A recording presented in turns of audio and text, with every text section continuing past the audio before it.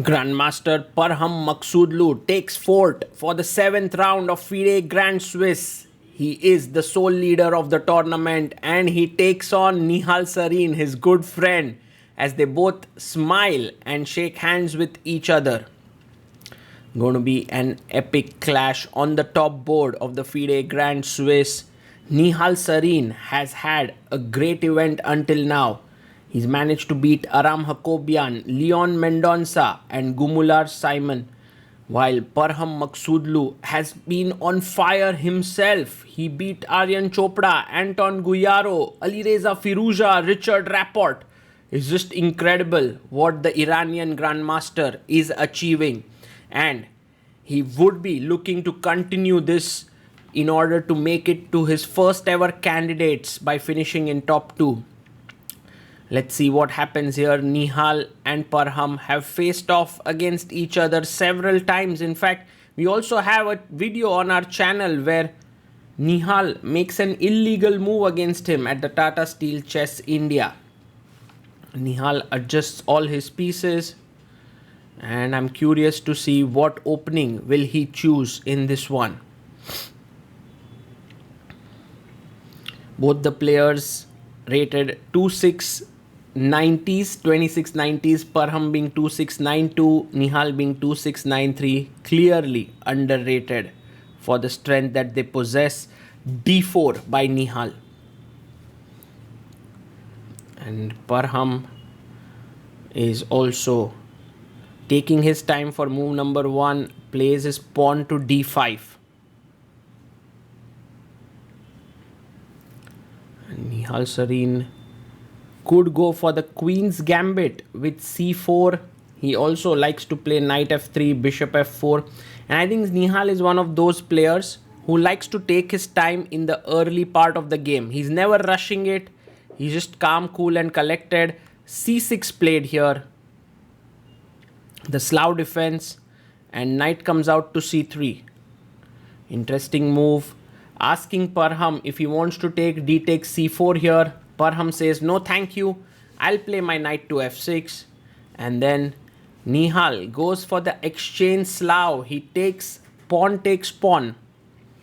Parham chops it off back. And now bishop to F4. Yes, that's a good move played here by Nihal Sarin. He brings his bishop to a good square. And Parham, knight to C6. You know, the main idea here is to play pawn to E3, get your bishop out, maybe the knight out, castle, and just claim that in this symmetrical position, you have slightly better development or an extra tempo. I mean, if black were to play E6, it would shut down their bishop and give white a clear edge. So Parham, of course, goes for the most ambitious move, which is bishop F5. He brings his bishop out here and now Nihal can play a move like Queen B3. This is one of, I think, the main lines here. Knight A5, Queen A4 check, Bishop D7. That's how they play, but Knight F3 played by Nihal, keeping the symmetry here, and E6 would lead to 100% symmetry, which is what Parham does. He opens up his bishop to come out to B4. And Nihal brings his queen to B3. He attacks the pawn on B7. And do you want to go Queen B6 is the question. No, says Parham. I'm coming Bishop B4 and pinning your knight here on C3. And Nihal Sarin goes knight to E5. He's threatening to take here and then pick up the bishop because the knight protects the bishop. An important moment in the game for Parham. Does he take on C3? Does he play Queen B6? He plays Queen to B6. And Nihal Sarin has a choice now. He can take on C6 and go for this structure, which may be slightly better for white. But instead he goes F3, and this is a very interesting move by Nihal. He wants to play G4 and he wants to start expanding on the king side. Black castles here. And now Nihal Sarin can go g4, but he takes on c6.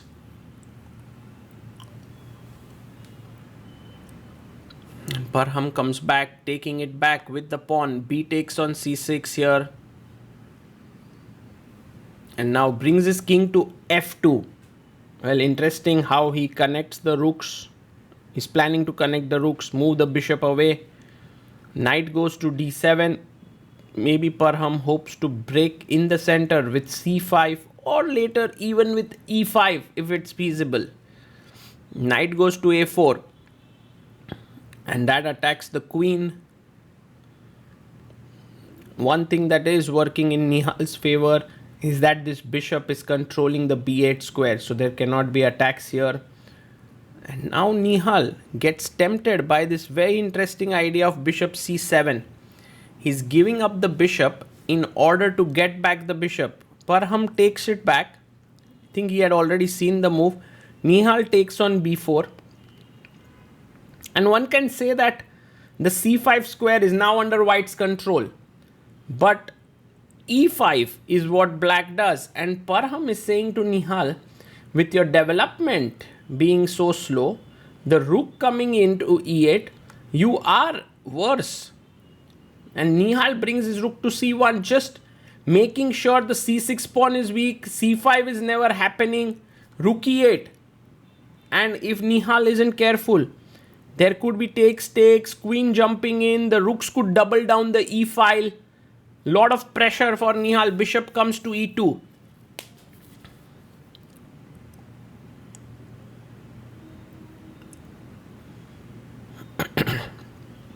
And as Nihal moves away, Parham goes rook to e6. He's trying to double on the e file.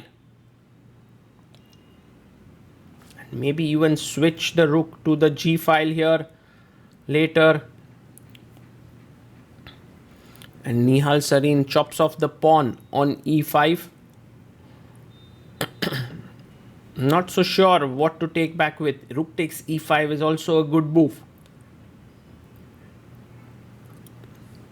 Parham does not even take it. He goes rook e8. And he's just basically trying to attack here on the e file.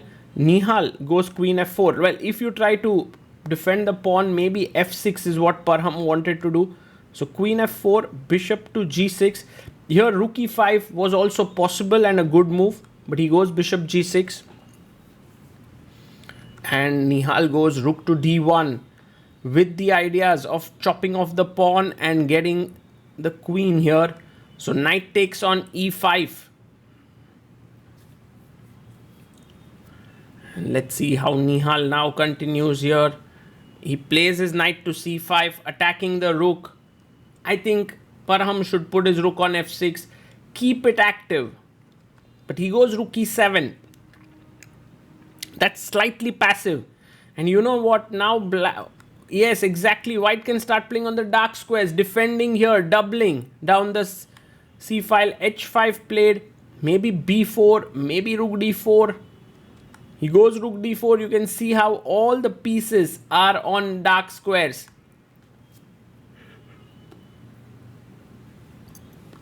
Pawn to a5 played and a4, fixing the weakness on a5. And queen comes to a7, looking in this direction. h3 played by Nihal as a useful move so that he controls the g4 square even further. Queen b6 played. The b2 pawn is hanging. Maybe just b3. Well, he goes rook d2. He defends the pawn this way and wants to play queen d4. We are on move 26 and Parham has 5 minutes 51 seconds. Nihal has 9 minutes 30 seconds. And Nihal brings the queen to d4. And Nihal is considered to be one of the best grinders in the chess world. And here after rook b8, what a move. Knight e6, queen moves in. Well, if you would have taken the queen, then knight takes. Otherwise, if you take pawn takes, knight was hanging. So knight comes back to f4, attacking the g6 bishop here. Rook to e8, doubling down the e file, keeping up the pressure. And Nihal plays b3. You can see the last few moves played by both players have been about getting their pieces to the right squares. With time running low, both players having just 2 minutes with 10 more moves to make until they reach move 40. This is a very, very exciting game. Queen to c5 played by Nihal, and he's attacking the a5 pawn, but Parham ignores it. He says, Nihal, be my guest. Nihal says, okay, accept the invitation. I take the pawn. And now knight to d7, actually blundering the c6 pawn, but it's tough here because after rook takes on c6, which Nihal has to be very careful about because he's giving up the e3 pawn, which would open up the queen's path to the king side.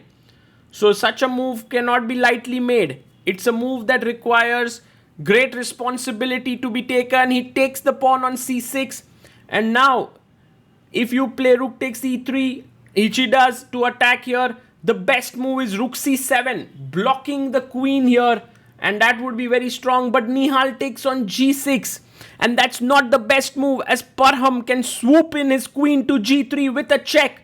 Parham is thinking here, and I think he's about to make his move. 30 seconds for him, 57 seconds for Nihal Sarin, and played it. Queen g3 check. And you can see Arjun Erigaisi looking at the game, king f1, and now rook takes f3 is a draw because bishop f3 there is a mate. Gf3 you can give a perpetual here from h2, h1 and h3 squares. But Parham plays knight f6, an insane move, fighting for the win here. And the point is the knight on g6 is trapped. It's such a stunning move. Nihal is like, I don't want the knight to survive. It's an insanely strong knight. So he takes it, he gives up in exchange. And now this knight on g6 is trapped, so he takes on h4, getting another pawn. If you take queen h4, there's queen d5. The position is still even, but it looks like white is out of the woods. Parham blunders with rook takes b3. And his point is he wants to give a check, takes, bishop takes, and rook e1 mate. That's his plan. So the knight hanging, rook b1 check coming. We are on move 37. Nihal has 59 seconds to work this out. He looks carefully at the position. He's trying to calculate how dangerous is rook b1 check. And maybe he spots it. He spots knight f5. What a move. And Parham is shocked. Because after rook b1 takes, there's no mate here. The queen protects the square. What a big miss by Parham Maghsoodloo. He goes queen f4. But now guys, this is all over because the d2 rook and the knight are both attacked, but all that you had to do is queen d5, defending the knight, defending the rook, defending the knight. Nihal Sarin is totally winning. Rook b1 check, and now you can go king to f2. Look at the number of grandmasters there looking. Amin Tabatabai, Mamed Diarov, so many players were looking at it, and now Nihal can go king to f2. He plays his king up, and he is now 2 pieces for a rook and 2 extra pawns. Nihal gets up from his board, looking at the score sheet, trying to be sure that 40 moves have been completed. So many times players just go to the washroom or something, and if it's not completed, they would lose on time. So you have to be careful. Rook e5 attacks the knight as well as the queen, and Nihal has to finish this off. He goes queen d8 check.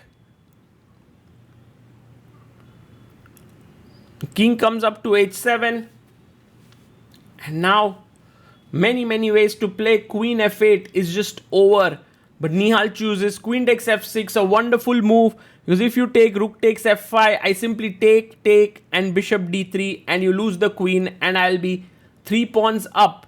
So queen takes f6 taken, and Parham Maghsoodloo has no real reason to continue the game. Nihal Sarin has fair and square outwitted him in a intense battle where Parham had the biggest of ambitions, but it did not lead to fruition there.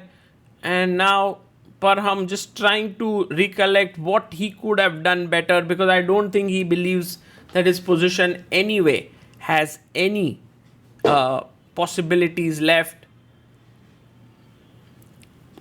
Look at that. That's dejection for you. That's sadness. Parham Maghsoodloo losing this is a big blow to his chances to finish in top 2 and qualify to the candidates. Well, such is life.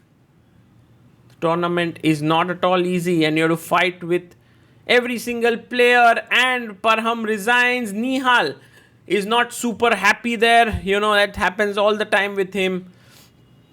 And they are discussing here whether